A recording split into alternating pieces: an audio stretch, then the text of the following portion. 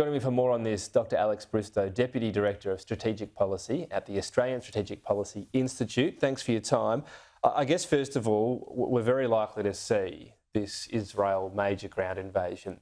How do you think that will play out in the sort of shorter term in the next few weeks? What's likely to happen there? Well, I think everybody expects it's going to be very difficult for Israel to progress on the ground. I think the Israelis have been open that they're expecting fierce resistance. Hamas will have planned for a ground offensive against them after the terrorist attack they conducted in Israel. Hamas has a tunnel network underneath Gaza, which makes it very difficult to know where they are to attack their command structure. Hamas will also make full use of the Palestinian population as human shields and to complicate the invasion for Israel. And of course, Hamas will be involved in amplifying the horrible stories we will see of civilian casualties, using that as part of their information war.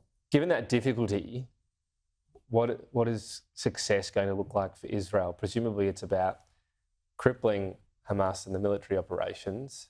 And is that just about leadership? I mean, is it targeting the tunnel network? How are they going to, when they're not going to be planting a flag in there, are they? So what does victory look like for them?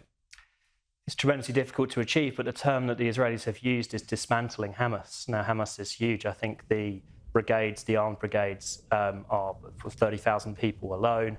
Hamas is a much larger political organisation that also delivers social services and effectively runs Gaza. So, at the minimum, you would expect them to dismantle the military brigades and to target the leadership.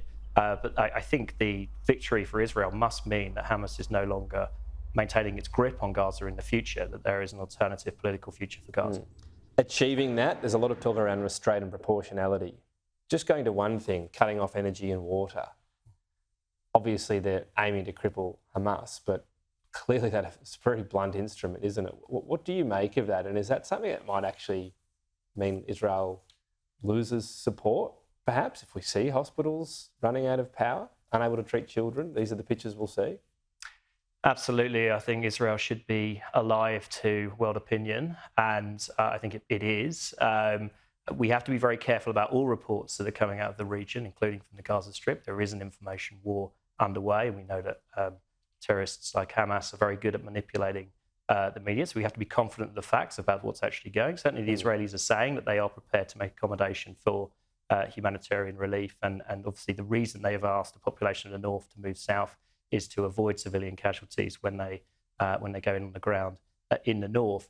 But yes, I mean, I think we've seen from the US and others a real concern that the avoidance of civilian casualties and the avoidance of humanitarian crisis is foremost in the way that Israel is planning. And there's the moral element, but then as you allude to, the support. We've got Joe Biden visiting. We heard from Antony Blinken, and I guess the information more you talk about, it's very hard to sometimes know exactly whether it's a strike that went astray or wasn't sort of targeted well enough, or Hamas using civilians as human shields. I mean, there's a lot of reports of that. But ultimately, if there's a civilian, there's a little kid injured, that is a civilian. And if they can't get treated at a hospital, that's going to look bad. And that's going to be something the US could be uncomfortable with.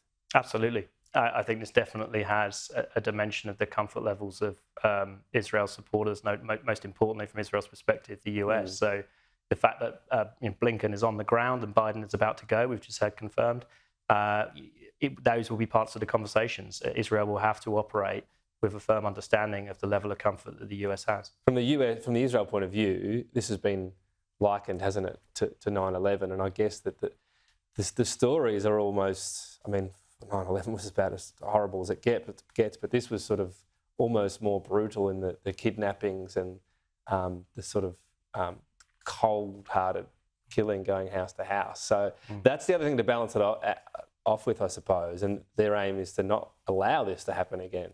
Not because of an intelligence failure, but that Hamas can't do it. I think there are similarities. I think there are differences as well. I think both events have shocked those populations, the American and the Israeli populations, to the core in 9/11 and the recent terrorist attacks. I think the difference, of course, is that Israelis have a history of being under attack from their neighbours. But even so, I think the nature of this has taken them by surprise. Obviously, it was a complete surprise to the American people. I think if we're going to look at parallels with 9/11, a useful one to consider is obviously 9/11 led indirectly to the invasion of Iraq, which I think was a huge strategic blunder by the US.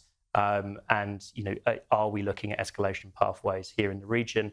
I expect that strategists in Israel will already be considering, well, how do we not only win this war against Hamas, but how do we provide for longer term security by addressing Iran's influence in the region? So there are risks that this could turn into something else. Look, once upon a time, it was sort of a whole host of countries encircling Israel. The threat now, as you alluded to, is more about, obviously, Hamas and then Hezbollah. So is that Israel's strategic attempt to be able to shut down Hezbollah?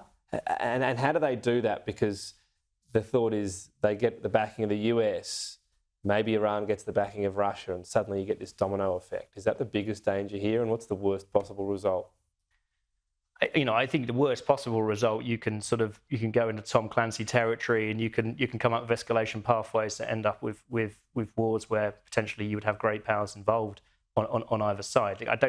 Thankfully, I don't think there's any immediate prospect of that. I think that Israel and the US have been quite careful to signal, actually, not that they are intending to treat Hezbollah in a similar manner to Hamas. This is a war against Hamas, but there have been exchanges of fire across the border with Lebanon. But Israel has lived with having Hezbollah across the border for decades. And so you think they'll be comfortable enough that there'll be return strikes as they happen, but they won't attempt to sort of have the same aim there because of what could ensue? They'd love to, eliminate Hezbollah, I'm sure, but I think they're wary of what that would mean. For now, it is deterring Iran from using its other proxies in the region, including Hezbollah and its proxies in Syria.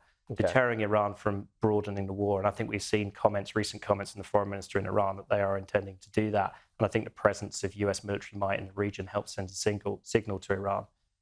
Don't expand this. This is a war against Hamas. 2,000 troops ready to go in from the US, non-military at this stage. Finally, just briefly, what about where people from Gaza could also go? I mean, how viable a path is there to Egypt if they want to go there as refugees? Is that environment changing, do you think? Is that going to be harder now? I don't see that as viable at all. I think this is a real question mark. Even just moving the 1 million or so population from the north of Gaza to the south, it's not like the south of Gaza, it's a very confined space. It's not like there's accommodation and facilities for them there. Egypt, I'm sure, would not welcome them, but there is a real active question there. And if were you to get across the border, you're in the Sinai Desert in Egypt. It's not like that. Even if Egypt politically were willing to accept the refugees, once you get across the border, that path means unless you're getting help from the country, you face death basically if you're in a desert. Is it that stark? Yeah, and this is assuming that people are going to want to leave. I think that's a big assumption, and assuming that Hamas will let them leave. We have had reports, the Israelis have said that Hamas are preventing population from the north moving. They'll want to keep the population there as a human shield. I don't think it really provides a long-term solution to create another refugee camp outside of Palestinian territories. I think it's not viable to move the population out of Gaza, and we haven't heard from the Israelis that that's what they're intending to do. Alex Bristow, appreciate your time. Thank you.